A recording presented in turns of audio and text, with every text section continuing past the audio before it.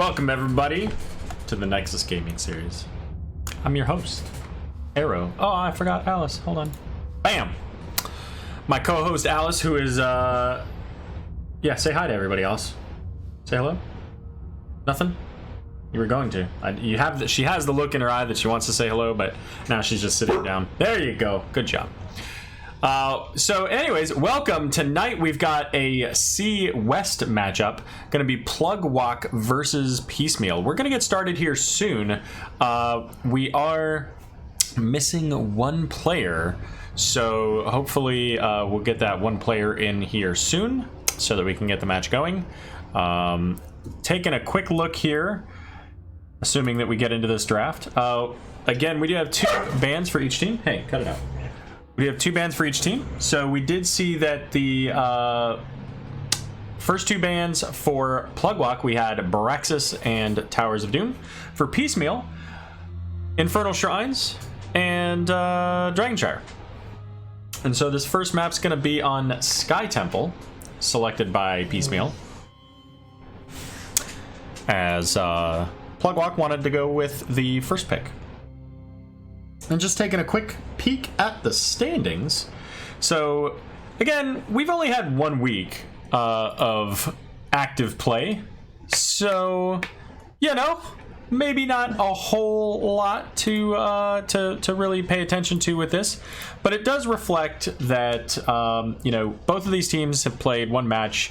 Neither of them got a map win on that. So they're both kind of at that bottom tier for C West. So both of these teams looking to make a splash and gain a couple of levels up tonight on their opponents. So hopefully we'll get to see that here soon. Oh, what else do we have? Bella's Cold Wine, looking for the channel emotes there. You know what? There are a couple channel emotes. If you do you have? I think you do. Yeah, you do. Check out the arrow of. So just do your arrow of. There are 2 channel emotes actually. There's one for Arrow of Good Boy and Arrow of Alpha, and those are the 2 dogs. I have another one that I'll get posted here at some point, which is one of Alice, and she's quite the she looks a little high in that one, so we'll see if I can get that added up here soon. All right, so it looks like we have somebody on roster coming in. Let me double check that here. Max, yeah, we sure do. All right, so we've got 5 players for both teams. Good job, Max. There we go. There you go. Now, if those aren't the best emojis or emotes, I don't know. What's the difference between an emoji and an emote? I don't know. So anyway, so we're going to get into this game here shortly between Plug Walk and Piecemeal. I think they're both ready, just getting a confirmation from one of them. And I got a treat for you guys tonight that's coming up in the draft. We'll see if I can do all of the things at once. Let's see here.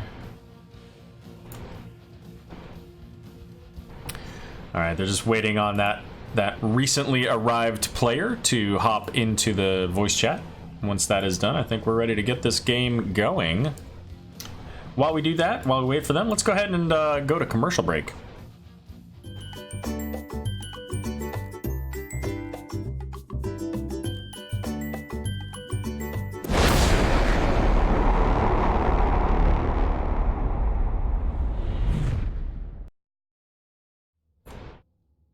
Welcome back. Yeah, so commercial breaks in NGS take all of, what, 17 seconds? Not quite like your 3-minute television commercial breaks where you have to watch all kinds of craziness. Just a little moment of, hey, by the way, we exist and we'd like you to play.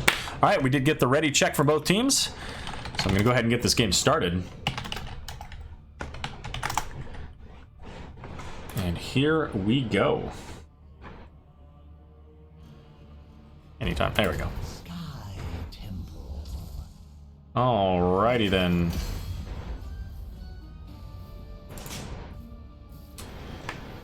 So Sky Temple gonna be the selection of Piecemeal. Now then, how about we show some fun things here? Let's go with the slide. We'll show. All right, so let me start writing these down. So we have a ban on Sylvanas. And you know what? Let's take a look and see what Sylvanas's stats are like, shall we? So far in Season 7. That working? Did it work? Are you showing? Visible. There we go. I gotta pop it up. And then we've got a Gul'dan ban coming out. Again, these are current for Season 7. Information available from Heroes Profile, so all of the data that our captains are uploading when they post their replays.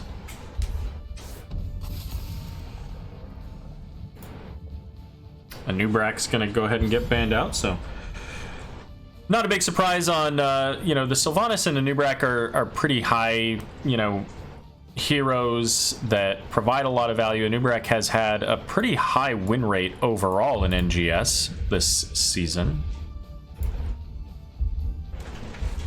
What did he have in C West? 100% win rate.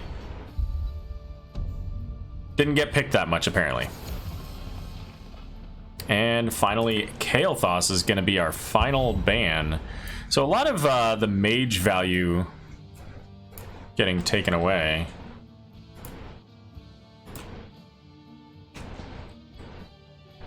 And my guess is that on the side of Plugwalk that somebody over there is just a lit mage. And Ana going to be picked up first here. And if you have a really fantastic mage, Ana goes quite well with that.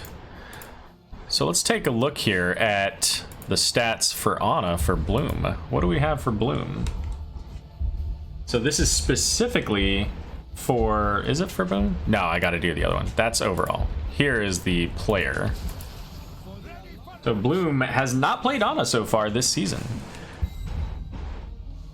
We're gonna see the Anduin and Muradin, couple leaders of the Alliance coming out here.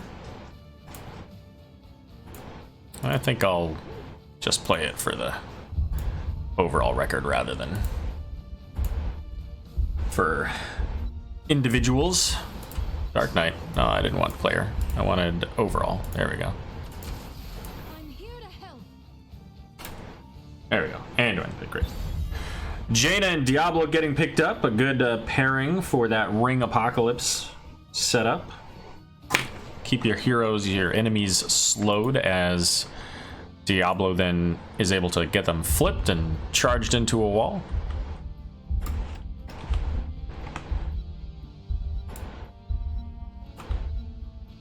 What else we've got here?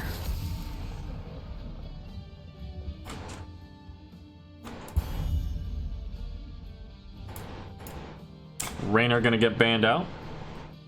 Raynor goes pretty well with the Jaina, so no surprises coming from the ban there. Also can counter the Salvation from Anduin. Let's see. Grumpy's playing Diablo. And it's going to be Falstad for the final ban. And Falstad on this map, between his bribe and his global, provides so much value. Let's see, we got that, and that. That's fine. What else? How about Diablo?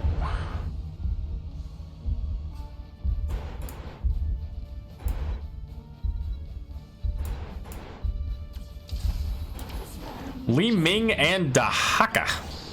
So there's that global that they want to have, and on this map that provides you so much value. It's a huge map. Being able to get around to the different points in a short time means you get extra soak that your enemy does not. And we're gonna see, I think this is the first time I've seen Chen. Let's take a look at Chen stats. What do Chen stats look like?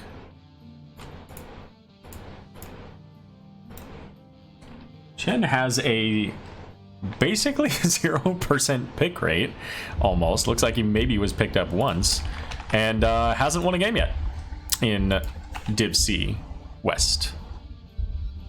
Great main. So that's their team. We got Tychus coming out for Odd Thought.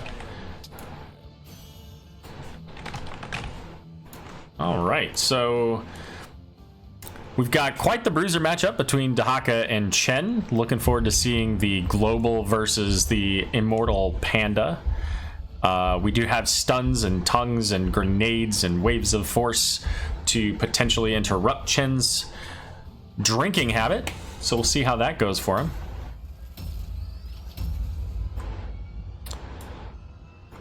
As we're getting into game number 1, ladies and gentlemen.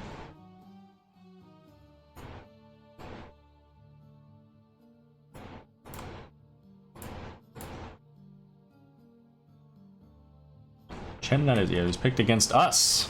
There you go. Well done. Way to keep that win rate at a 0.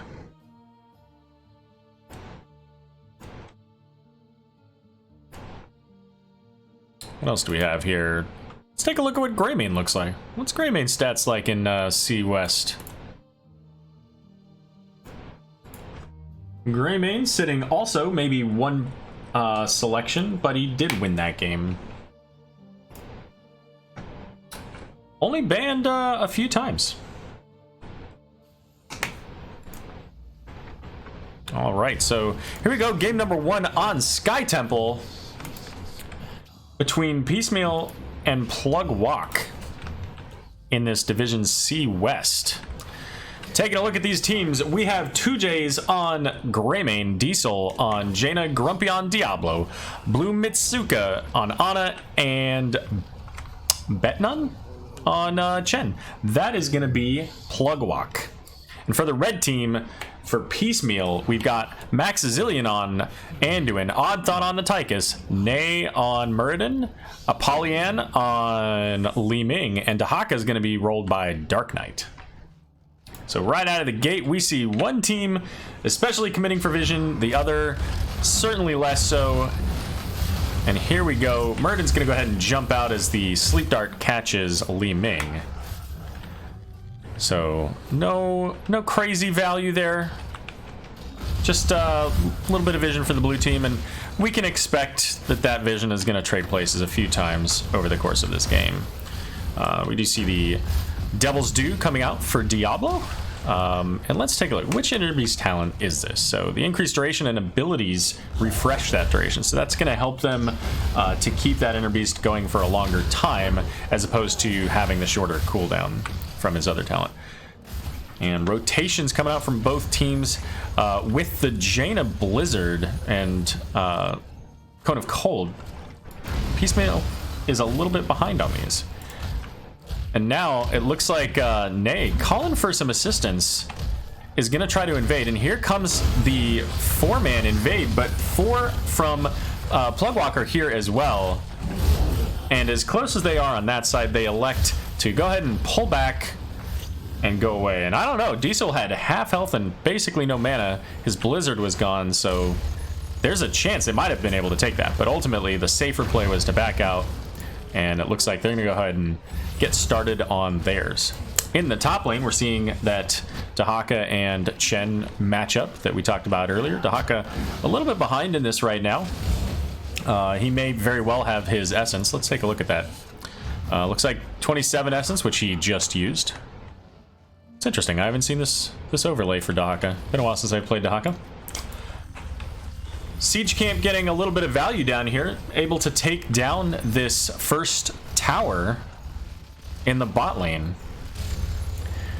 And realistically, on this map, a lot of people look at the structures. They see the structures as the health bar on Sky Temple, and it is, certainly, because the temples shoot directly into structures. But the reality is the bot lane is the most important lane, and it usually, that second... altars? They're not altars. Shrine phase, temple phase, comes up around the time that one team or the other or both get level 10. And being able to get pressure in the bot lane early, like getting that tower down, getting those shots, being able to go into the fort itself, will allow them to ensure that tower goes down, and ultimately setting them up for a win condition with the boss later. We do see Tychus getting caught out here, and that's going to be first blood, as I believe that was a Diablo charge flip into the rest of his team. With that death, though, Piecemeal is able to get their bruiser camp, but in the top lane here, they've already got a bruiser camp just melting away their wall. In the middle, 2v4, Diablo flips over the Murden, he jumps away. We do still potentially have a leap of faith from Anduin as well, as Diesel making use of the kind of poor man's knockback, taking a little bit of damage from that boss minion, but ultimately able to position herself away from any potential danger. And in the top, we see that Piecemeal is going to go ahead and get this one going, which is good for them. They already had some damage on this wall, so this could have led to ultimately a fort down in the top lane, and they already have dangerous levels of health on the mid lane. But it is going to be 4v3 here in the top. Now going to be 5 as the Blizzard just dropping health bars left and right, and Anduin doesn't have the ability to really pull these health bars up quickly. Odd Thought taking loads of damage will go down, and the charge in onto Anduin will finish that as well. Grumpy trying to keep this play going, but ultimately Dahaka will pull him back. Greymane, 2Js will dive away, avoid any deaths now for Plugwalk. So 3-0 in kills. We've got level 7s now online for Plugwalk, and they're heading down to the bottom. Diablo's going to go ahead and soak this lane. Dahaka, you can see, came down here earlier to safely soak that lane, and they don't necessarily know that he's down there. Well, there you go. Plugwalk looking to play their Chen and get as much value as they can, which so far today they seem to be doing pretty well with it. Almost have this tower down, just about 10% health. The charge in on Li Ming misses the stun. Feels bad because that was right into a wall. And Chen getting rotated on from Odd Thought here.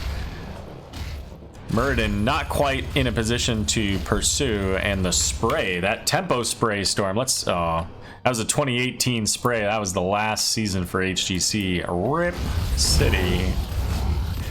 And Plugwalk getting pretty bold here, knowing that Muradin and Tychus were top lane, looking to get this siege camp, but not in time for Piecemeal to show up and do anything about it. And Plugwalk's going to go ahead and back out. And they have to clear this, because if they don't, ultimately that's going to end up, it goes right into their fort, and that will kill it. Bottom temple coming up, and as I mentioned earlier, level 9.5 here for Plugwalk. They're really looking forward to getting the value out of this, and then being able to push onto that easily once they have level 10, which is coming up any moment now, thanks to the soaking Chen in the top lane. But he's going to get pulled in by the Dahaka.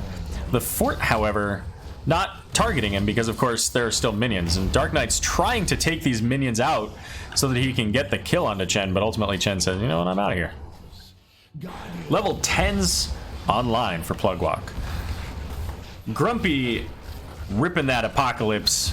We've got Bloom going with the Nano Boost, Diesel with the Ring of Frost. Let's see, 2Js with Go for the Throat, and the Storm, Earth, and Fire getting used by Betnun there. About a half a level yet for Piecemeal to catch up on the XP.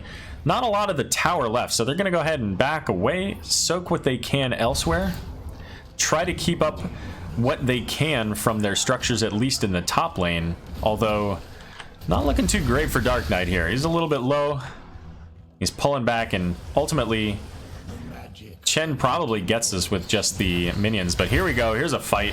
Jaina getting caught by the Muradin as level 10's coming online. Dahaka saying this is the fight, he's coming in. The jump in from Muradin, big damage from Li Ming onto 2Js. Odd Thought is just shredding Grumpy with that minigun. We did see the isolation going out, I think, as well onto Grumpy there from Dark Knight. So a lot of damage, but no kills ultimately. And we do see Nay there with the Avatar. Dark Knight with that isolation I mentioned earlier. Max has got that salvation. Odd Thought with the Odin, and Apollyon with Wave of Force. So we don't have any direct setup for the Ring or the Apocalypse. I mean, obviously, unless, you know, if one of them lands, then they can get the other right on top of it. I guess the Sleep Dart is their primary form for that, so we'll have to see if Ana can land those Sleep Darts, maybe get a couple of targets in. What do we got going on here? So Piecemeal coming up here to get onto their bruiser camp, using Dark Knight as vision to make sure that Chen doesn't scout this out. And it looks like with that jump in, they may try to get in on Chen, but the isolation missing. So they're just going to go ahead and get in, finish this camp. Odd Thought very low. Both of these two are very low with this bruiser camp, and there's the Storm Earth and Fire coming in, jumping in onto Odd Thought, and down goes Tychus. Dark Knight the next target, but he's healthy enough that he's going to walk out. And even with their bruiser camp now, the rest of the team is backing away, as with that fight, big damage coming in. We've got 4 Siege Giants in the bot lane. Greymane going to town, gets rooted. The charge in onto Diablo. Here comes the APOC, gonna stun out the Salvation, but the root does, or the Salvation does prevent the biggest damage coming out from that Blizzard. Greymane falling low from Nay, and Dark Knight as well as Grumpy both very low, but they are gonna finish the kill onto Grumpy. And it looks like, I'm sorry, onto Dahaka, onto Dark Knight. Grumpy, ultimately they do finish that kill as well. And Li Ming trying to get the resets. I think she just booped Ana out of her bomb, but Muradin jumping in gets the stun, but here comes Greymane trying to save the day. 20 health on Ana, trying to get away, and will make it. Nay trying to wait for his jump to come back up, and does get out of the wall.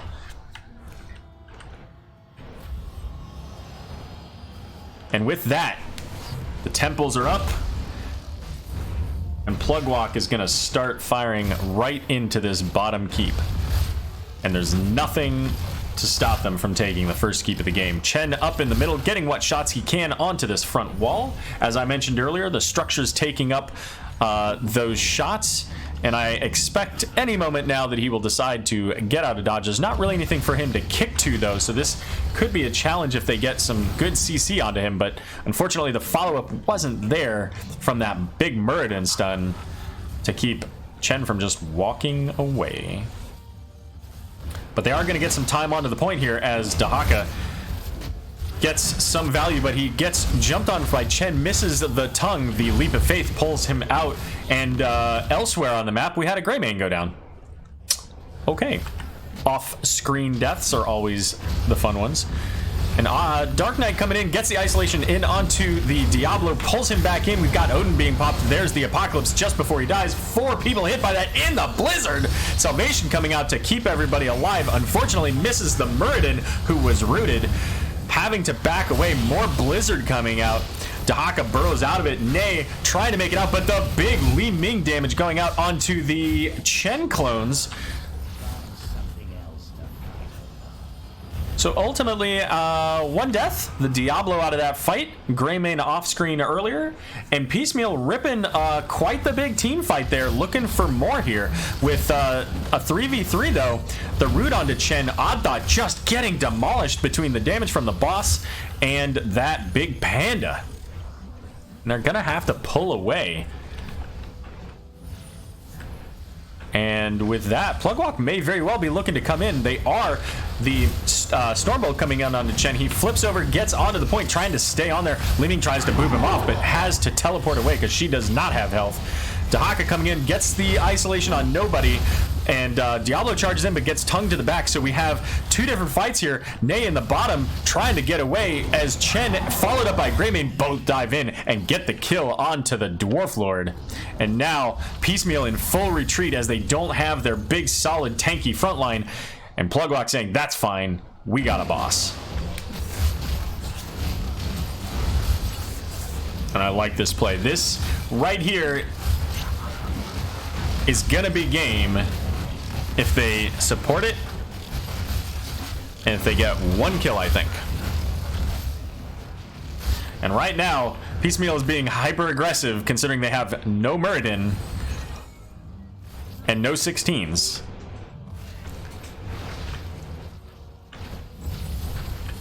And Plugwalk saying, okay, that's fine. We got boss in bot lane. It's going to take it a bit. Let's go ahead and see if we can't get a little bit of structure damage and fight coming in. We've got 5v4 as Li Ming went to the boss. We do have most of a minion wave here, so they do have a little bit of time to be able to get damage onto this fort. And there's the boss heading to the core. And APOC going out. Muradin gets deleted. Dive in, flips over the Dahaka. However, Li Ming in the backline gets rooted in there. And now Oddthought in the Blizzard tries to get out. Half health, gets Leap of Faith pulled away. The Salvation, but gets interrupted by the Diablo flip. The boss at half health on the core. All of the shields are gone.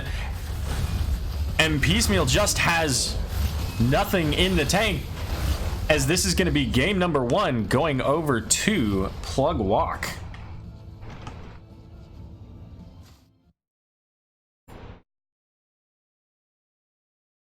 Did I say game number 2? Game number 1. 2, Plugwalk. That's what I said.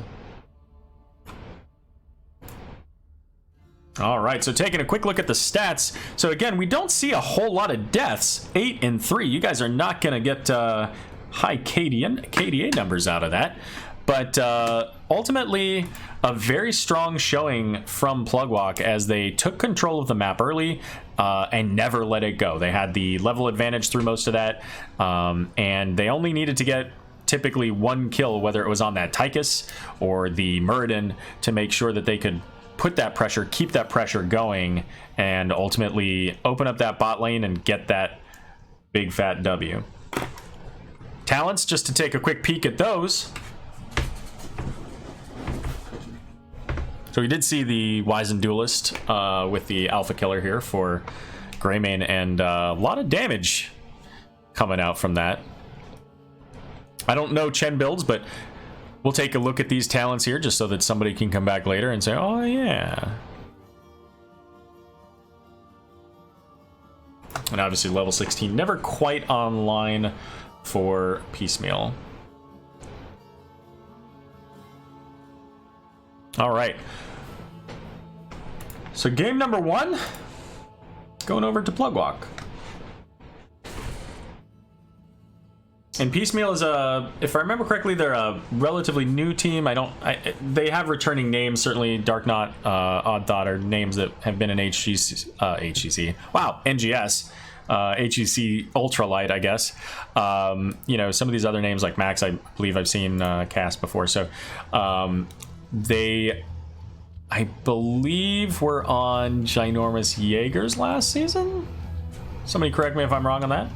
But generally speaking, a new team. So let's see. All right, so we're getting Piecemeal is gonna go ahead and take map pick. Looks like. Let's see. We chose. I need them to tell me what they want. So let me know where we're going. And well, of course, let me know where we're going. Odd doesn't want to talk to people like me because we're not friends. I can't blame him. So while we wait for this team to select their map, we're going to go ahead and take a quick break. We'll be back in 2 minutes.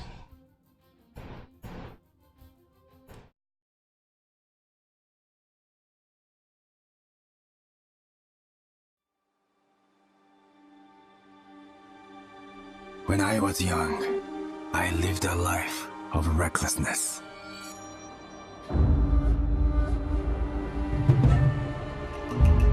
In my selfishness, I inflicted pain and hurt those I cared for. I have learned many lessons in my struggles with doubt and fear. Balance and harmony are not easily attained. They must be fought for.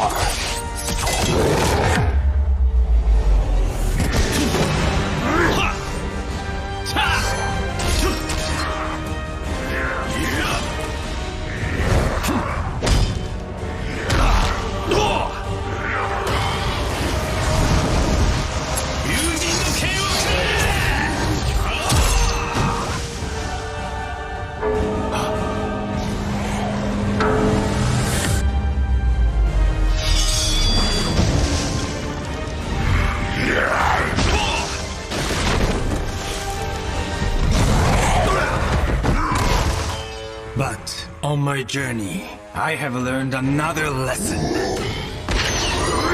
You do not have to fight alone.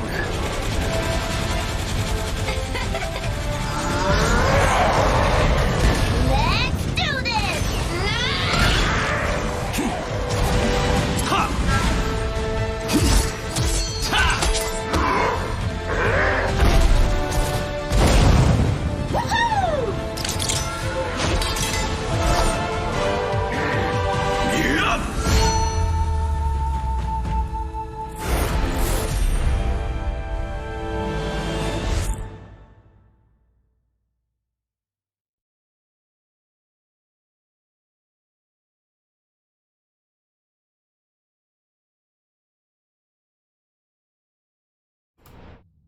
All right, and we're back. And we are in the setup for the next game here. Going to be on Volskaya Foundry. And they are ready to go, so we're going to get this started up right now. Just a quick look at the maps. So again, we had the first map, Sky Temple, was selected by Piecemeal. Second map, Volskaya Foundry, selected by Piecemeal. I'm sensing a theme here. As we get into this draft, let's see what kind of changes we get out of Piecemeal on this map. Another large map, so it wouldn't surprise me to see some similar bans as Sylvanas coming out as the first one. And Sylvanas can provide a ton of value on this with when you win the Protector, you win harder. And she provides a lot of damage as well, shutting out those structures. So, no surprise there. Kael'thas, a menace on the point. Of course, they banned him last round, so I have no doubt that they don't want to see that, perhaps, out of Diesel. And a Nubarak. Feels familiar. How you guys doing out there in chat tonight, folks? Very quiet bunch tonight. Probably because a lot of games going on tonight at the same time.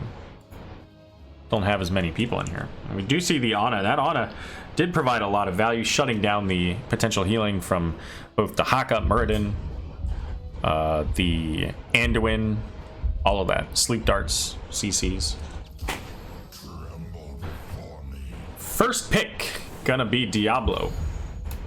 I like it when I don't have to change the information. Diablo is still Diablo.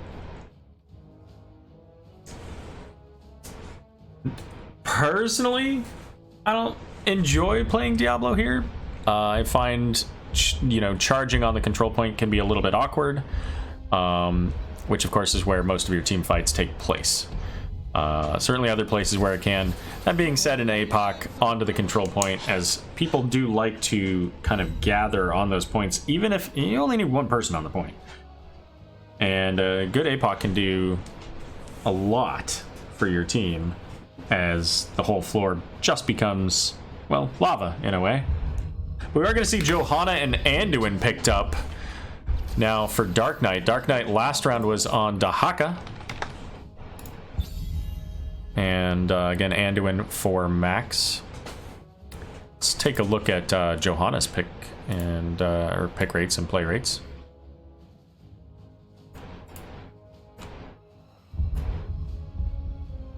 Pretty popular hero overall.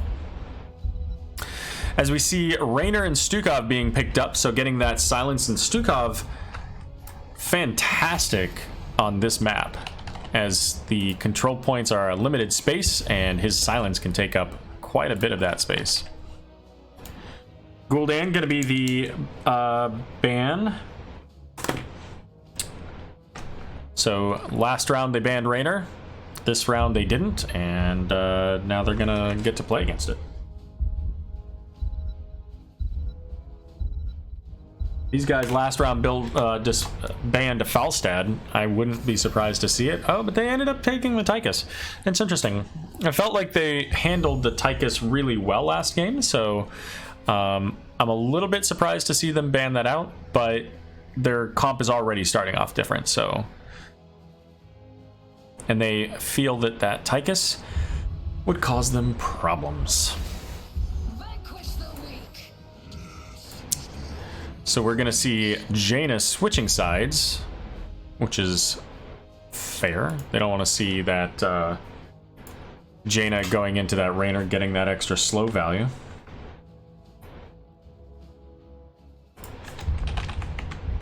And of course, Malthael as well. So Malthael on a map like this has the potential to double soak pretty well with that on a pale horse.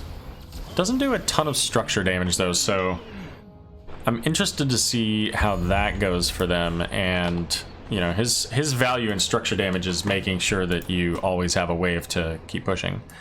But Kel'Thuzad coming up here.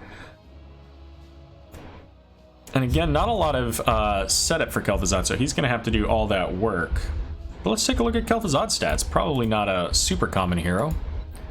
What do we got for Kel'Thuzad? Kel'Thuzad has not been played, apparently. And Cassia going to be the final pick for Piecemeal.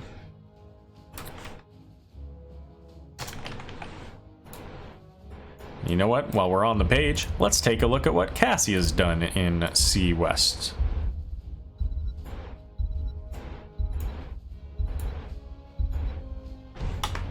Looks like she's been picked all of once, and apparently she's a winner. She's on the winning team. She wants to be that game player. So we've got, you know, potential anti-synergy between Kel'Thuzad and then the Diablo and Raynor boops. So, you know, keep an eye on those combos. Those are important. Yay! I'm glad to see that it is working, right? That's because you've got cry emojis. I want to make sure it is working. I mean, I can't do anything about it if it's not, but, you know, I just want to make sure that I'm reading that correctly. And then on the other side, so we've got that, you know, that Johanna. The Anduin is not going to be able to stay on the point well. You know, they've got a fairly squishy overall line other than that Johanna. So somebody gets caught by Kel'Thuzad, they're dead. So keep an eye on that. We'll see how this turns out. Game number 2 on Volskaya Foundry getting ready to be played here. Let's take a look at these teams. We've got Grumpy playing Diablo again, Diesel on Kel'Thuzad, 2Js on Raynor this time, Bloom Mitsuka on Stukov. Who am I missing? Oh, yeah. Betnun on Chen. That's going to be plug lock. For Piecemeal, we've got Max Azillion on Anduin. Once again, Odd Thought on Cassia. Dark Knight, rolling that Johanna. Nay, going to be a Malthael, rolling that solo lane. And Apollyon on Jaina. So both teams have a mage that wants to stack early. Jaina wanting to get that Fingers of Frost, as well as the Frostbite talent. Not a talent. Frostbite's not a talent. Fingers of Frost is a talent. And Kel'Thuzad wanting to get those, what's that called? Master of the Cold Dark stacks. And, but so far, none for Kel'Thuzad and only a little bit there for Jaina. We do see the solo laners heading down into the bot lane. And again, much like on Sky Temple, bot lane is often a place that makes or breaks who wins this matchup. And so I wouldn't be surprised to see some extra value trying to get some structure damage in that bot lane someplace, maybe even pre-10. 1 minute mark. We do see the turrets coming online for both teams. Neither team yet looking to send anybody back. I don't think that I like this matchup necessarily. I don't know who wins it. I would have thought Chen, but we'll see. Right now, it's not looking that way. It may take a talent or two before Chen is able to really get significant push into that. Raynor is going to go ahead and come down here and get working on the turret camp. And it looks like now the rotation coming out from Piecemeal to get theirs going as well. And that's going to be Odd Thought and Nay looking to pick that up. Nobody in the bot lane. That soak is coming, so Malthael's going to make it down there, and instead Max Azillion heading to pick up the little bit of healing necessary for Cassia there. And we do see a couple of stacks now for Kel'Thuzad as Raynor now on the siege camp, looking to get that value started and ready to go so that they can get on the control point early. And now, as mentioned earlier, we do have Malthael with that on a pale horse coming up, soaking the mid lane as Chen left alone in bot, and the rest of his team going up to get that top lane soak. And I don't know, I feel like maybe a little bit early on ripping that siege camp, because now Piecemeal can come and clean this up before the point. But they're going to defend it, so okay, fair enough. Malthael rotating up, so this is going to be a 5v4 if they continue to fight. Never mind, he's going to the siege camp. So just getting some poke damage here. We do have Jaina has not gotten any more since that very beginning, but we did get a few stacks for Kel'Thuzad, and Diablo sitting at 61 stacks currently, so a little bit more than half on his points. Oh, you know what, Bigsby? That's really strange. I've seen that with a couple of other people, so I'm glad that you're able to make it on Chrome. And it looks like we've got Piecemeal coming in, you know, making a play maybe for this support camp, pulling it really far away. But that just is giving Plugwalk enough time to be able to come into this. And this is a little bit of a sketchy, dangerous situation as both teams kind of want to pick up this play. Stukov staying on the point, so no healing as yet for Plugwalk, and Diablo looking very low. Here comes Stukov trying to get in there just in time, but not gonna make it. And the route onto Stukov now, he's in danger. Showed up late to the party and got sent home. 2 kills coming out for Piecemeal, and they're gonna get started on their control point now. And in theory, yeah, they're not going to. I was going to say, in theory, they could even go aggressively and get that camp if they went and pushed hard for it. But they're content with getting the point, and Malthael just taking a look, taking a quick peek, making sure if they're in there. And of note, neither Cassia nor Malthael has taken a level 7 talent, as Johanna deep into the enemy team there with that Iron Skin is able to walk away, but now with wow, I can't remember the name of it. Anyways, no Iron Skin. She can't continue to walk away, get charged into the wall, but the Leap of Faith will pull her out. But that's a big, long cooldown from Anduin to save Johanna. And we go back into this. We've got the turret coming out. We do still have a biotic emitter, and there it goes. The first kill onto the Kel'Thuzad. Betnun trying to get away, has almost no health, and the biotic emitter is keeping Piecemeal healthy. 98% to 68%. And this control point should finish up about the time that Kel'Thuzad is able to get maybe to that first fort. So if they're going to come in, they've got to do it early, and they are electing to work on the soak in those other lanes. Probably the best call, especially after that last fight, losing that Diablo and Stukov there up in the support camp. So we see Cassia and Anduin in the Protector, but again, Raynor just going to town on this Protector. And keep in mind too that the Protector counts as a hero, so Kel'Thuzad can chain people onto the Protector, and he did get that first tier. He's got that Glacial Spike available now, which of course isn't going to move the Protector, but thanks to having that point, does allow him to move other heroes, but only if you actually hit them. So the charge in onto Odd Thought, taking a lot of damage as Cassia, but ultimately going to be able to make it out.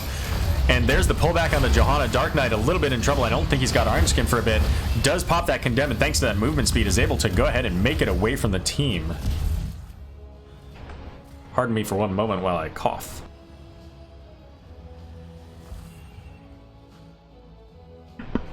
Thank you very much. Welcome back a few seconds later. So we do see heroics coming online for Piecemeal, and this time they are in the lead. They got the first structure damage out there. They've got their first heroics. And what do we see? We've got the Ball Lightning from Cassia, Blessed Shield from Johanna, Light Bomb from Anduin, which does not surprise me in the least with them having Kel'Thuzad and Diablo. We've got the Ring of Frost from Jaina, and Last Rites for Malthael. And in response, we do have level 10s as well now for Plugwalk as they get working on their support camp when Piecemeal took their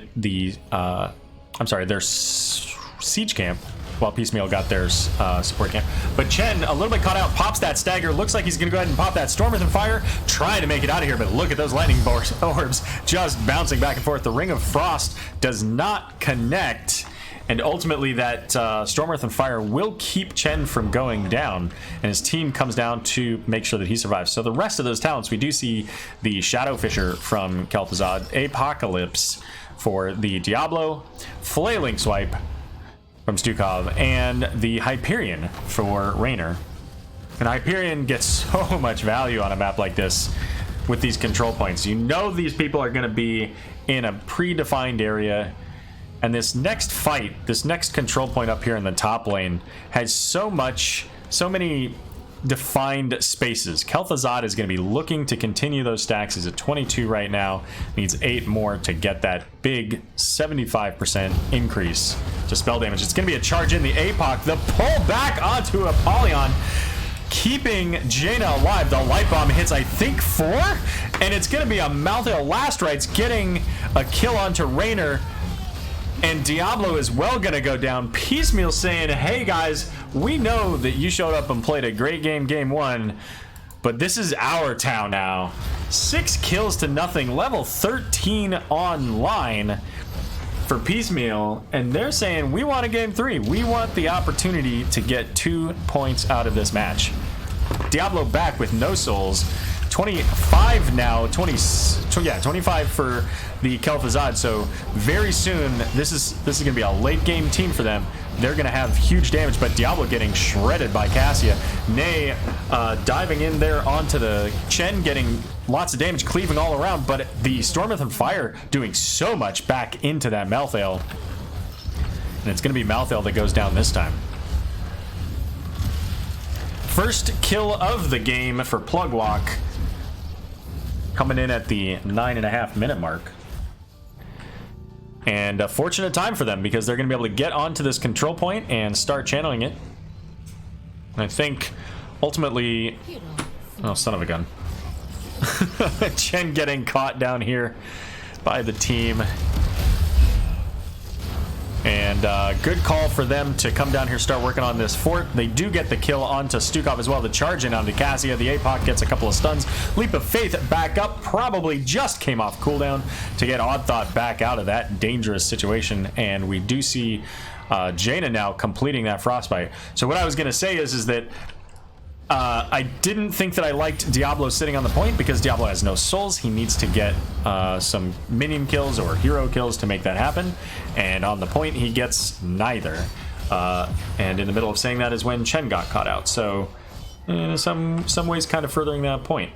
But Anduin going to go ahead and pick up the biotic emitter. So now we see 1 turret, 1 bio emitter for Piecemeal, and now 1 turret for Plugwalk. And if I'm Plugwalk, I think I would have just gone and gotten the 2nd turret rather than rushing into this fight. They have plenty of time. They can be patient. And all ults are up except for Apocalypse. There's the light bomb going out onto Chen. Does hit the root onto Chen as well. Popping the stagger, Storm Earth and Fire coming out. Kel'Thuzad getting big damage onto the Malthael. Condemn getting all of those little Chen pandas together. Max Azillion drops the biotic emitter, trying to walk away, does make it out. Is now maybe going to try to help the Jaina, but has to get back. Has no health, and Chen diving in to get that kill. The Kel'Thuzad chains pulling into Anduin onto Johanna, and 1, 2, 3 kills with the additional Malthael early on. And Plugwalk says, hey guys, by the way, I don't know if you were in game 1, but we were there and we played it to a T, and we're coming back in this game. And now I think with that, Kel'Thuzad is fully stacked, gets that spell power bonus. Diablo is nearly fully stacked this time as he stands on the point, and loads of damage going in onto this fort. They've got 2/3 of the channel passed. This should be a nice, comfortable channel for them. And now Chen's coming down to do what I said earlier, which is grab that turret, but it worked out for them. And there is the Protector First protector of the game for Plug Walk. They've already got this top fort down, so they're looking to get siege damage elsewhere. And we'll see how this goes for them. They're already at half health. They're not even to the mid lane yet. And Chen coming up now that he's got that turret. He does pop that turret, and it looks like Cassie is going to get caught and destroyed. Johanna pops that Iron Skin to get away. The Shadow Fisher does not connect, so no big damage out of that. The Chen jumping in onto the team gets pulled in by Condemn. And the chain getting to Malthael. Nay trying to get some poke damage onto the Chen. Oh, and the Stukov mighty shove knocks the light bomb away. The Ring of Frost landing, but ultimately nobody there to complete anything on it, thanks to that big play coming out from Bloom Mitsuka, keeping keeping their team alive. We'll use gender neutral pronouns, I don't care. Chen, though, in a bit of trouble and waits just a little bit too long on that Storm Earth and Fire. The root going out misses Johanna. Nay just barely able to get out of there as well. That was almost a kill onto that Crusader. But it's ultimately going to just be the one death on their side. And Piecemeal making the play, coming in for this turret. They had the man advantage. They know Raynor is top lane.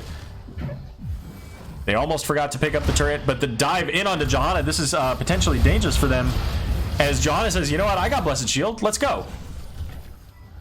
And I think that if Jaina hadn't quite gotten all the way to the lane, I think that they turn around, take that fight, and probably get a kill onto the Diablo. But that's okay. They got the turret. No deaths. Chen is back on the board. We have both teams at level 17. And we're seeing more skirmishing here, but Diablo getting rooted and Last Rites finishing the job. Odd Thought throwing out that ball lightning, getting so much damage onto Chen. Ring of Frost coming in, hits a Panda and a Raynor, and Raynor goes down. Panda's taking all of the blizzard damage. Chains coming out from Kel'Thuzad, keeping them on the back foot, and they're gonna have to pull away and just accept the one kill, as both teams not looking too healthy after that fight. But still 5-4. They've got 25 seconds until Raynor. We have a light bomb and a Blessed Shield. I think they can make this call. And they do, obviously. They made the call. And Plugwalk clearly saying, yeah, we're not going to do anything about that. Blue team, Plugwalk does get this middle fort, so they now have the advantage, at least in structures. And ultimately, if they win the right protector, that can be game. Neither team looking to be level 20 before this third control point, so they'll be on even footing. However, with the top lane pressure that both teams have, clearing out the siege camp is going to provide value. But both teams are gonna go ahead and come up here and clean this up. With the catapult pressure, all the time spent on that bot camp, or that bot control point, could lead to structure damage, and they don't want that. So, about 90 seconds roughly until this bottom control point is completed. And we see a big push coming in from Piecemeal, trying to get whatever structure damage they can. It's just Diablo all by himself, gets dropped down about 25% of his health off. Chen diving into the team 1v5. Does have Storm, Earth, and Fire ultimately, but no significant... Well, we do see the Blessed Shield used. Diablo gets the charge onto Malthael. The big ring hits 3. Stukov trying to knock people back, but it's too late for Diablo, followed by Kel'Thuzad. Kel'Thuzad does not have the ability to res. Stukov's gonna get caught as well. That's 3 kills for Piecemeal, making the plays happen. And now they're gonna continue the rest of this channel, and that's gonna be 55-60%. They're gonna get this fort. And Chen trying to get this turret quickly, but of course the team's all right there. There's nothing that could really be done about that. Level 20 online for Piecemeal. This is looking very solid for them, as they're going to have a protector. They're going to have level 20s, and they are getting serious structure damage in preparation for having this protector now. Chen trying to soak, get that level 20 for his team as well, as the rest of his team is coming up, trying to get the defense. This is a dead keep no matter what. Zoom out a little bit so we can see this whole action. The turret dropped very far forward, will get cleared. Dark Knight going in with that condemn, trying to get things moving, trying to get the blue team plug walk closer to the team, and now they're marching onto the core. Chen is hearthing. He's got about half of that to go left, still not 20, but Dark Knight gets the pull in. The APOC going out doesn't seem to hit anybody, and taunt coming out from Dark Knight. Cassia charging in onto Betnam, trying to get the value there. Still no 20 for the blue team, but the Protector, instead of attacking the core, is attacking Raynor and Chen, and now pulling back out as Jane is going to go down. Huge misplay, I think, from Piecemeal. I think that was game if they just keep everybody on that core, but level 20 is now available for Plugwalk. And this is devastating. Johanna just lost Indestructible. She's about to die. Your Protector's at 40%, roughly 30%. And you've got Malthael and Anduin, and don't see them likely getting this kill. And Diablo charges in onto the Anduin, gets the flip. Raynor trying to take him out. And now Nay on Malthael, the only one alive, but does get the kill onto Stukov. So we just have Chen, Raynor, and Diablo. They cannot win the game here because there's still 2 keeps up. But they can at least, they've got to get some structure damage here as no one can stop Death, pulls Malthael back, and he's trying to get the lane pushed out a bit. Diablo charges in, doesn't get a stun onto him, and now is taking keep shots and tower shots. Does Diablo die? One more shot would do it. Not quite enough, but oh my goodness, the APOC manages to get the off-screen Malthael for Diablo. Anyways, we could see him, but holy cow. Oh my goodness. We're not going to get that second cast here between Spooky Ghosts and Who Knows Gaming, at least on time. We're not going to get the first game. Maybe they'll invite me for the second game. I'll have to check in with them. No, maybe. If somehow, I guess if Plugwalk pulls this off, then then we might still make it. Volskaya Foundry is a place where you can see very long games. Right now we're at 20 minutes. We do see the biotic emitter for Plugwalk. Nobody wants to pick it up. Holy cow. What do you guys think, chat? Who has the advantage here? Level 20s on both teams. We have 2 keeps down to 1 keep down. We have 1 fort on both sides. The center control point, to me, it looks favorable. I don't know. Both teams have the potential to really blow somebody up, and they've got a lot of CC combo on Piecemeal. Plugwalk has some CC, but they've just got so much damage potential, and the escape potential coming out of Chen and Stukov, the Qs from Raynor, the Qs from Diablo. So they can really get a disengage as long as they don't get hit by that Light Bomb Ring of Frost combo that's hit them a few times. Both teams playing it safe here. Probably will until that next control point, which is probably about another minute away, so. Or not.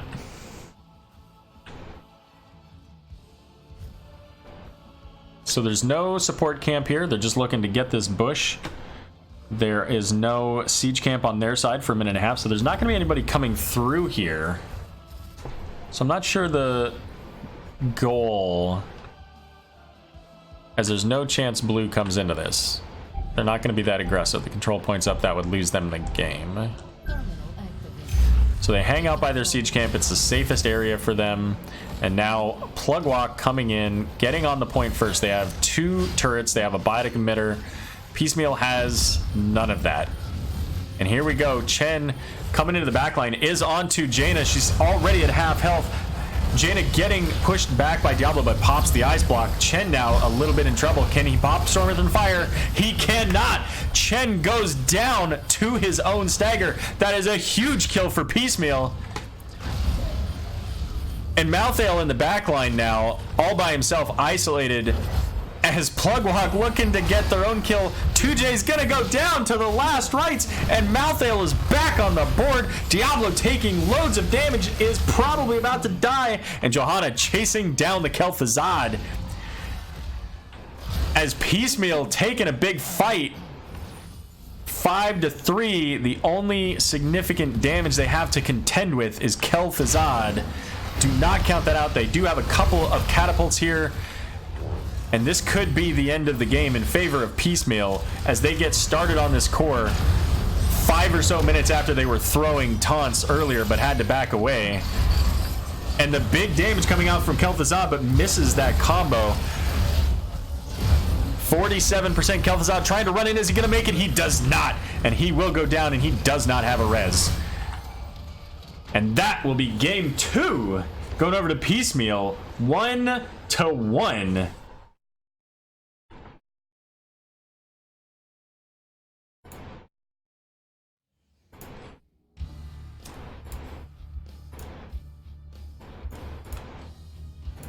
All right.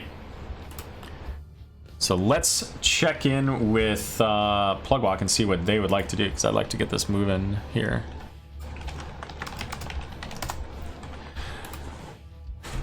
Few more kills in this game, 13-20 as opposed to the 8-3 we saw earlier here. Damage, Jaina with the top damage, followed very closely by Malthael, and then Raynor. Looks like 2Js would like to go with first pick, so that'll be once again map pick for Piecemeal. Let's see. Oh, I thought. Please let me know your map select. Yeah, Broom Boy. Some crazy spicy action in Sea West tonight. Take a look at these talents here. Oh, let's see. Let's take a look at those healing numbers again too. I want to see, by comparison, they're very close between Stukov and Anduin. Talents again for you. Full up to 20.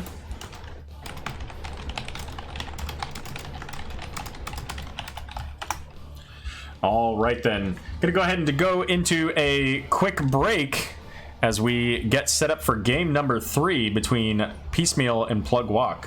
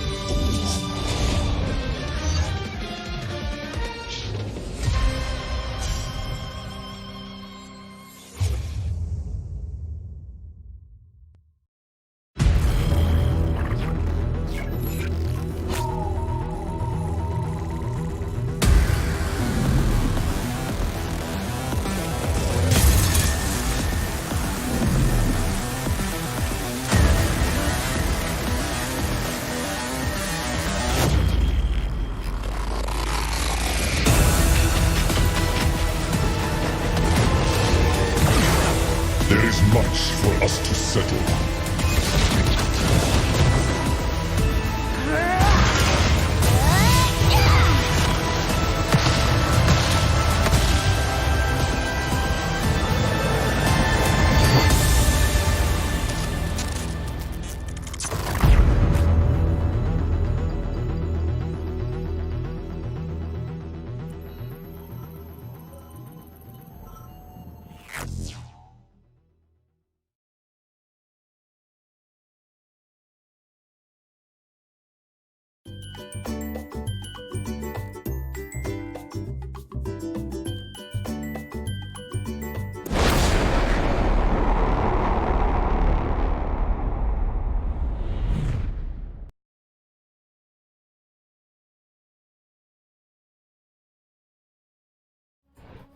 All right, welcome back, everybody. We are going into game number 3 here. It's going to be on Tomb of the Spider Queen. Once again, this has been selected by Piecemeal, as we've got Piecemeal selecting all of the maps tonight and Plugwalk selecting all of the first picks. So just letting my my next cast know where I'm at so that they can make their selection of how they want to proceed. And it looks like cap on Grumpy, so set captain. Set captain.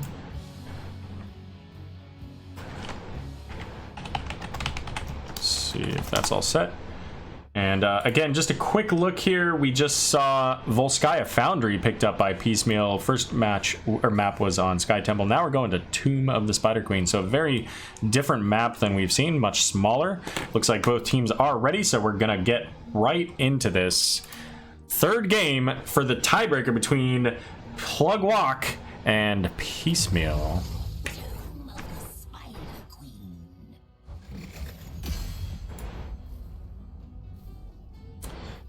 All right. So I expect to see some familiar bands, as once again, people like Sylvanas can give you that additional pressure on this map. The Kaothos, a big hero here as well. Who did they ban third, darn it? Sylvanas, Nubarak. Shoot, I don't remember who their third ban was, but... Well, there's the Nubarak again, so... They just don't like playing against that hero, especially when that hero has a 100% win rate in C West this season thus far. So I'm just going to go ahead and take 30 seconds while we wait on them to repeat all of the bans.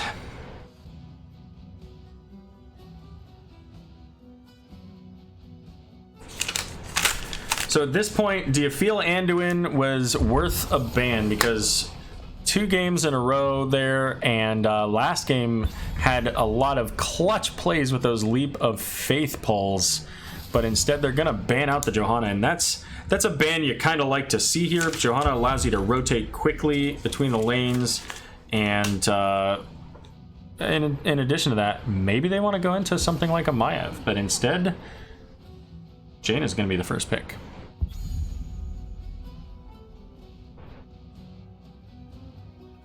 This is Tomb. And what was that? That was Volskaya.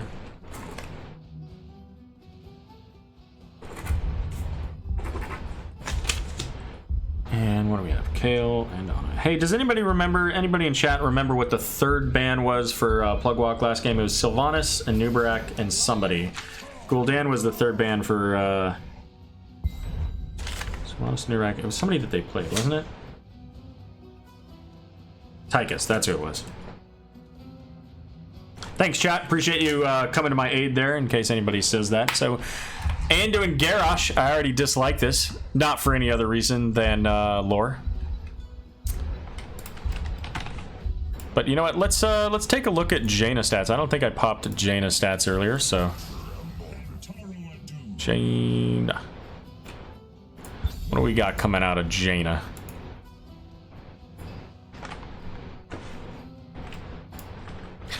And once again, the Diablo with Phoenix this time. So some potential for that Purification Salvo. Ooh, Murky. Yeah, there you go. Murky could be a good pick. Third ban coming out from Piecemeal is going to be Stukov.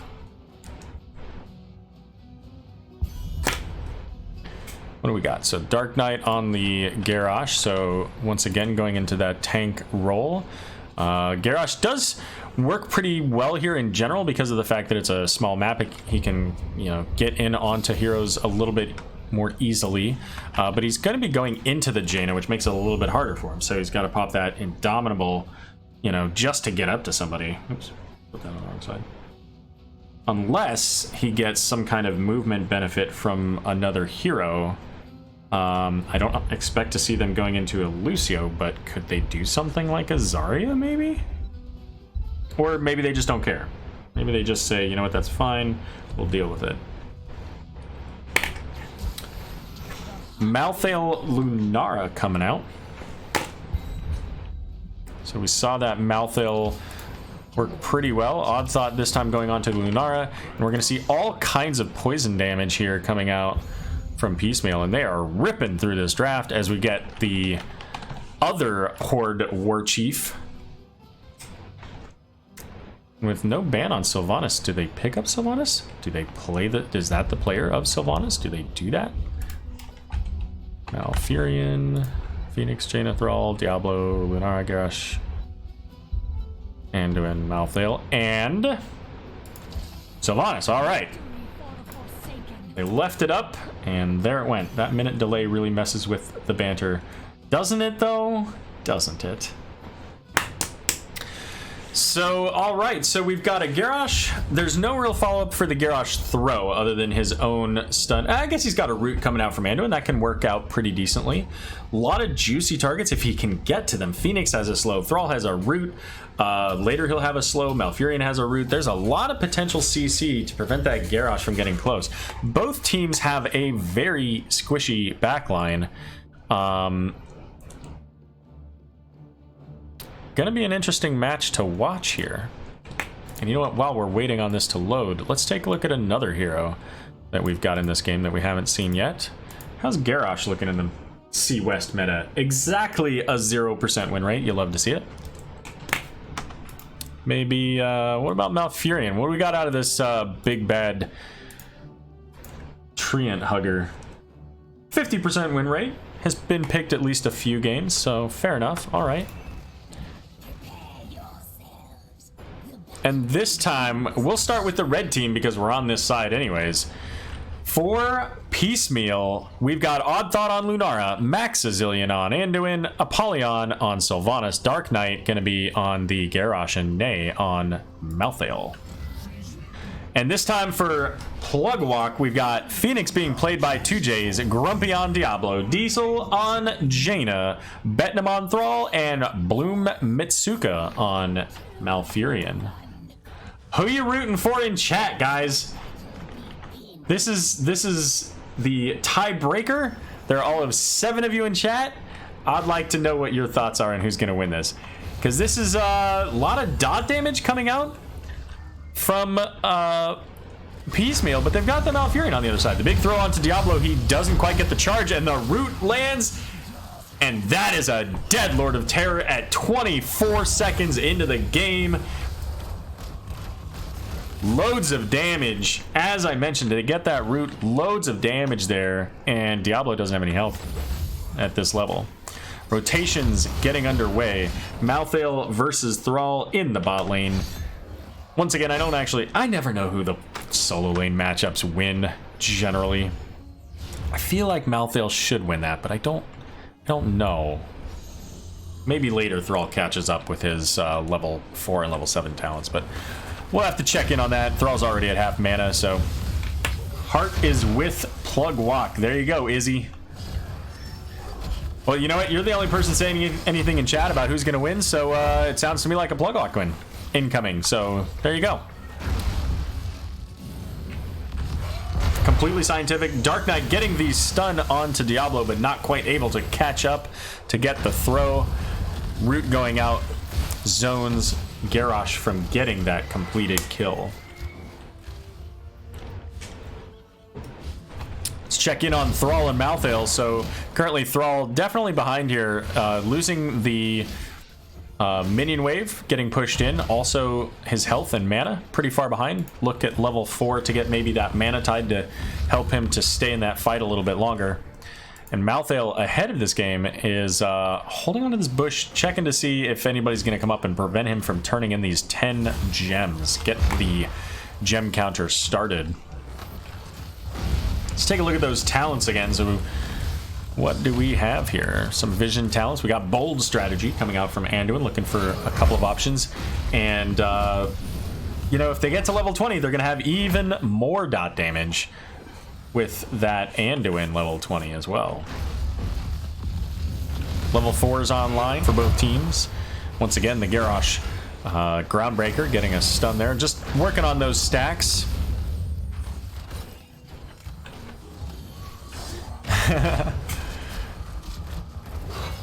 Well, you know what? I hope 2J's shows up as well.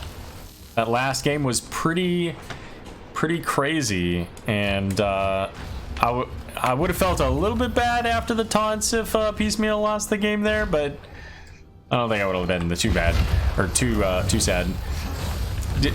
Diablo getting thrown there, Dark Knight popping that Indomitable to get out, but unfortunately Sylvanas, I think, had a different memo, was going in for that kill and didn't quite get it. And look at that, tens of health for Dark Knight, and now he's gonna have to head back. And with that advantage, they're not quite gonna get all of them turned in, but now Anduin by himself gets charged by Diablo. But no kill pressure there. Does Thrall get interrupted? Nah. He gets his 6 turned in. So 46 now gems turned in for Plugwalk. Looking like a good start for them. And now we do see with level 4s here, Thrall at least a little bit more equal. He did take that, that is Manatide, right? Yeah, okay, just making sure. But Thrall is going to die? Yes, he does. So, alright, question answered. Malthael wins. And with that now, I kind of expect to see, yeah, so we get the rotation from Grumpy. I was going to say we might even see the rotation down to the siege camp from Nay, but he's instead going to go ahead and move up here. Probably turn in? Never mind, he was going to come up here and help them with the Malthael kill that they, I'm sorry, Malfurion kill. So many Mals in this game. And now, both teams have enough for turn. Looks like we're going to get a Piecemeal turn first. Unless they stop Garrosh, which they do not. And lucky for them, because Diablo was turning in as well, and that would have been enough. He only needed 4 more. Alright, so Piecemeal is gonna be the first Web Weaver set of the game. We see a little bit different build out of Lunara here. We've got that Splintered Spear, of course, but Blossom Swell at 4. No Nature's Culling. So a little bit extra range, a little bit extra speed boost with that. So, top lane is not going to be where they put their pressure. They're going to come down here. They've got this Sylvanas trait. They're going to get value in the mid lane while the top lane is cleared by Plugwalk. And after getting about a 15-20% onto the tower, they are backing away a bit here. Malthael got the wall at least down in the bot lane, so not a ton of value from this very high damage team with the Phoenix Jaina Thrall combo. And again, keep in mind they've got the potential for a Lightning Breath Purification Salvo. They also have the Earthquake Purification Salvo, and oh, by the way, Jaina. So, a lot of potential combo damage here. Malfurion getting caught out, does get thrown over, stunned, and that is a dead Night Elf Mohawk. Son of a gun. Good job, guys. Way to get that kill. So, anybody want to be an observer? Because apparently, you know, I'm too slow on picking up these quick rotations like that. But Sylvanas by herself. Not going to be able to stall out this turn-in. And now, probably is about as good as you can expect if you're the red team. You know, you get that kill, they get the turn-in, but it's all pre-10. You're soaking up your level 10s here. And maybe they could have stalled it, but that's okay. At least it's pre-10 and they don't have to worry about Plugwalk having their ultimates available. Yeah, that's probably a good plan, Izzy, getting that positioning so your Malfurion doesn't get thrown over the team. I agree with you there. And so, top lane, again, not going to be the priority for either team. Coming down here, trying to get in on the wall, and the root going out onto Diablo. Indomitable popped, so 30-ish seconds until Dark Knight can do that again. So here we go. We've got the Web Weavers going in the mid lane, and what do we have down here in the bottom? How's Thrall doing? Oh, Thrall just barely manages to avoid death to that last rites. And Malthael by himself. Diesel not realizing the whole team was right behind him, and the taunt manages to not land on anybody there. So couple of things thrown out, no deaths. And blue now has just the exact number they need to get a turn in, as it looks like Diablo is coming up here, gets his turned in. Dark Knight almost manages to catch that Jaina again. I guess it wouldn't have been again because I don't think he's thrown Jaina yet, but just a little bit off. And now both teams have a turn. Bot lane, we've got Thrall turning in 18. We've got 3 from Diesel, and they will get the turn in. So top lane has a little bit of pressure on the wall, so looks like they're clearing the Siege Giant camp and heading up. So they're going to clean up this top lane pressure that they've got going against them, and then maybe push in and see what they can get out of this top fort.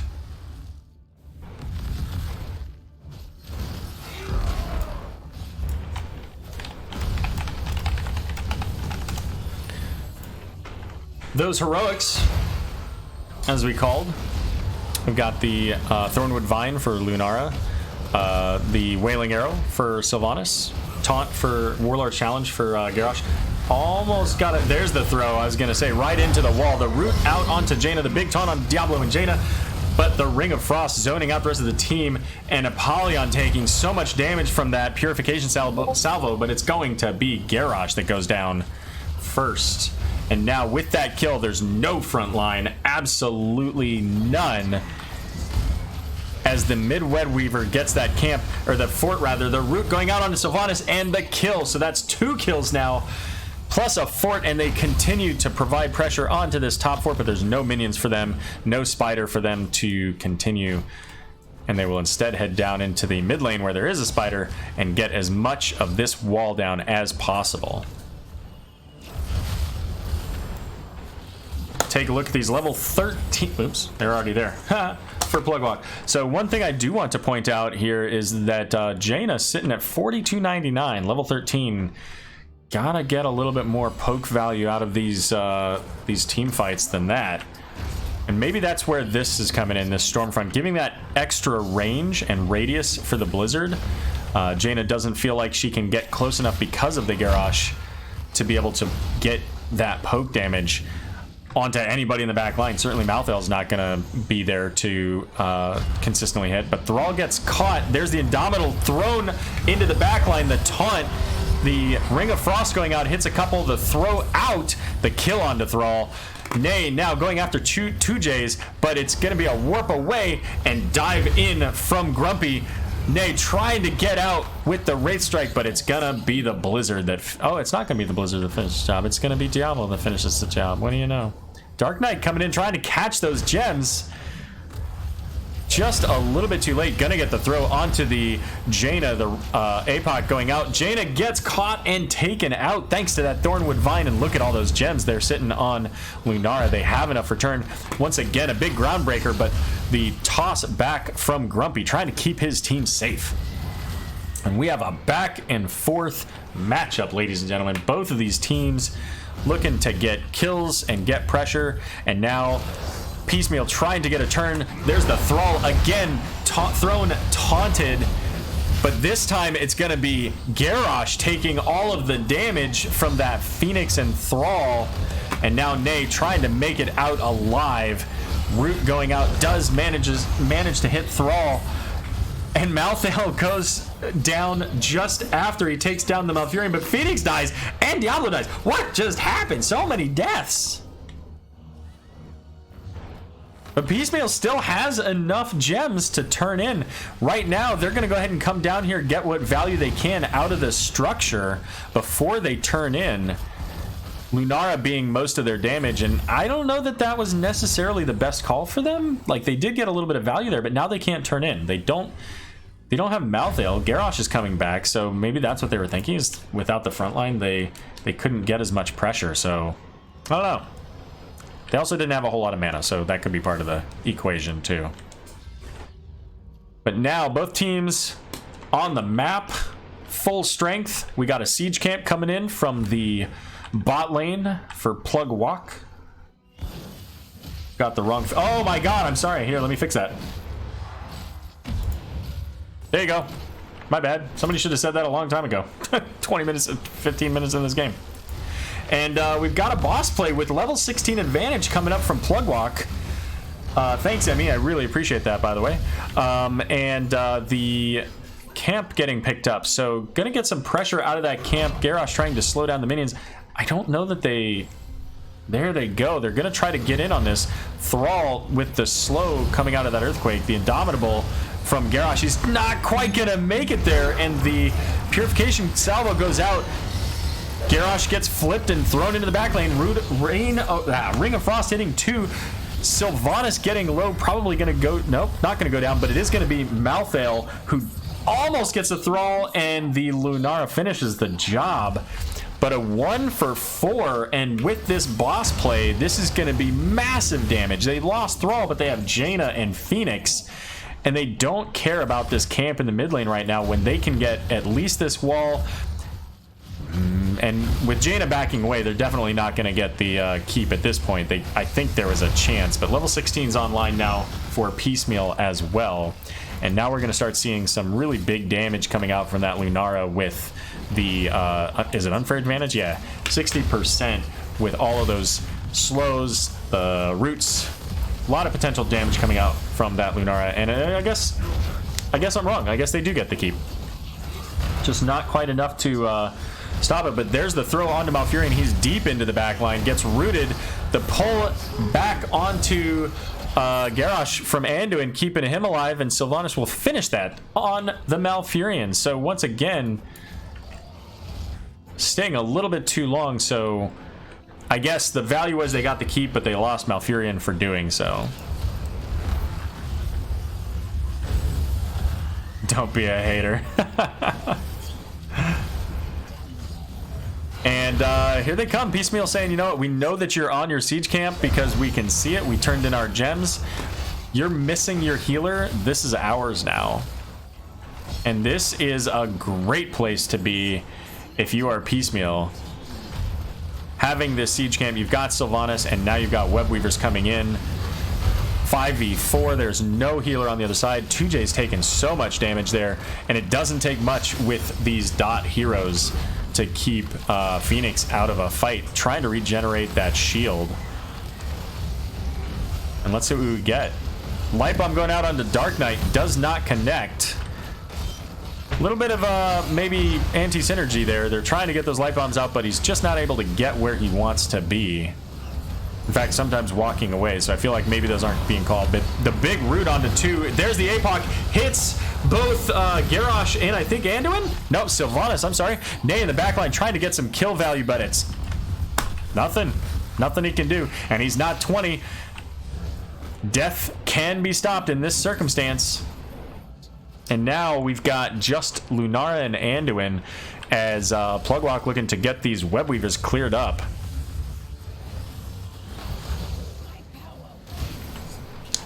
Yeah, it probably didn't help that I had the player little pop-up thing at the bottom. Otherwise, it's not too bad, but I think the player thing at the bottom blocking off the talents and all that stuff doesn't help. So, yeah, once again, glad that you called that out. But blue team coming in with spiders now. Web Weavers very pushed up in the bot lane, but they're pretty decent in the top lane. They've got a couple of catapults up there. They're all the way to the midpoint of the mid lane, so at the very least, I expect them to get a keep out of this. So let's see what happens. Let's check out the action coming at you. Level 20s on Plug Walk side.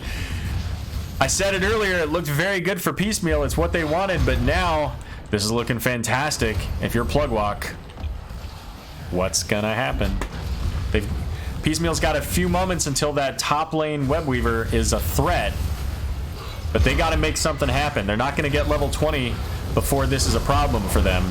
There's the APOC going out, hits Lunara and Malthael. The big taunt onto Diablo, though, as he charged deep in. The Ring of Frost goes in, gets the Anduin. Phoenix finishes off the Malthael. The throw back, keeping Anduin alive. The silence back into Diablo. The Phoenix managed to hit everybody with that Purification salvo, but Sylvanas is going to go down, and Diablo gets thrown, but Garrosh is also going to go down, and now they're moving on to the core with the Web Weavers as the mid lane clears out the keep. We have 2 Web Weavers coming in, 60%. Diablo charging in, gets Maximilian. Odd Thought trying to bring down that Thrall and slow down the damage onto the core, but it's going to be Odd Thought going down. Maximilian on the Anduin, the only one left, as the core goes down 2-1. Big win if you're Plugwalk.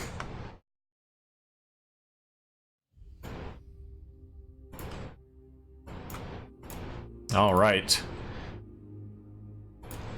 There are our stats. All right, ladies and gentlemen, I'm going to try to get 2Js in for a quick interview. We're going to do this lightning speed because I got another game coming up here. So let's get into a lobby. Lobby 1 for interview NGS. All right. GG's to both teams. That was quite back and forth. Quick interview.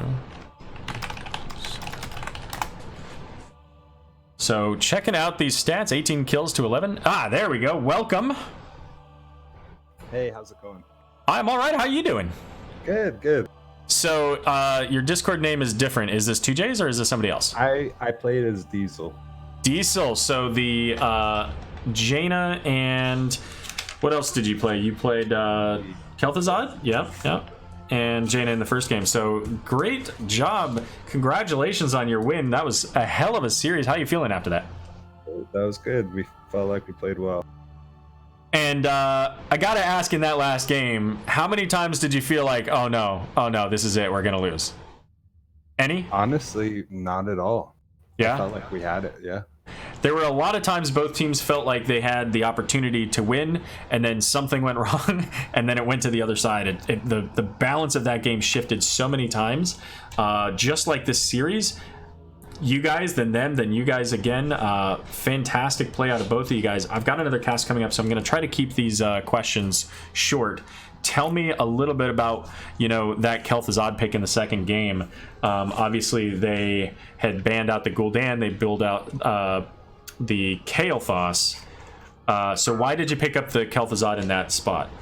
Honestly, it was a bad pick, especially into the Johanna, but we really like to just fight a lot on that map. So maybe if we can kind of just force them to fight a lot, it's going to eventually pay off. One big combo, run to core type deal. Sure. And I noticed they banned out Raynor in the first game. Of course, you picked it in the second game, and then the what's the other thing that you guys just picked that they had banned out? Oh no, you guys had banned out the Sylvan, then they picked it. So is Raynor a big hero for you guys that you like to play, or is it just because of the combo with the rest of the team on that? Well, we play him once in a while, but honestly, not that much. The ban kind of came out of nowhere, and then after that, it was kind of like, we'll just run with it. He 2 days pulls it out once in a while, but not a lot. Sure, okay. And I popped up some stats as we went through the beginning and the draft and all that stuff, and you guys ripping the Chen. Somebody in chat mentioning that you also brought that up against Tickle Me Tassadar. How do you feel about Chen in the meta right now? One of those things, right? Chen is highly valued in the upper ranks of play, and in the lower ranks, it's kind of just like they don't know what to do. Ever since the changes, he's really, really strong, though. Sure. And so how does that feel for your guys' team? Because obviously you played him in game 1, game 2, you won 1, you lost the second one, and I gotta say there were some really fantastic plays out of Chen. But how do you feel like, what do you feel that he brings to your team specifically? Honestly, I couldn't really answer. Betnun and Grumpy do a lot of the drafting. I think we kind of feel like solo laning is so boring that just play whoever you want to. And have fun doing it, right? Right. Fair enough. I do have one other question for you. I threw you a little bit of shade in this game, level 13, I think it was, before, and you had like 4K. Did you ever finish Ice Block? I don't even know. I didn't. But the first game I didn't finish it because like we knocked them out of every fight within like 5-10 seconds. They weren't lasting a long time in fights. It's kind of just like I was cycling my combo 1-2 times per fight, and they were kind of just dying. So they didn't really live long enough for us to stack really high numbers. Yeah, Except for the second game. And that's fair. That's one of the things that you have to bring up when you look at DPS numbers is, hey, if somebody dies, they have a 2-3k health pool early game at Honestly, best. if you go back and look at it, and I will, most of the team fights they wiped like seconds after the ring. Seconds. Yes, that is true. There were a lot of team fights that were over very quickly. You guys played a fantastic game. I want to give you a moment to do any shout outs, anything you want to say to the opposing team, your own team, heck, your mom, whatever. I don't know who we're playing next week, but we're coming for you, son, so you better watch your fight. Fair enough. I'm sure that we'll see that on the schedule hopefully here very soon. Anybody else you want to say anything to? Nope. Deuces. Right on, man. Have a good night. Thanks for joining me. And everybody out there in chat land, thanks Eminem for the follow. Want to say that to you. Don't go anywhere because we're coming right back with two teams who've been waiting patiently for the last 12 minutes. Who Knows Gaming and Spooky Ghosts. Right? I think that's right. All right. Anyways, we'll be back in just a couple of minutes as we get lobby set up. I get the overlays fixed for our new game, and don't go anywhere.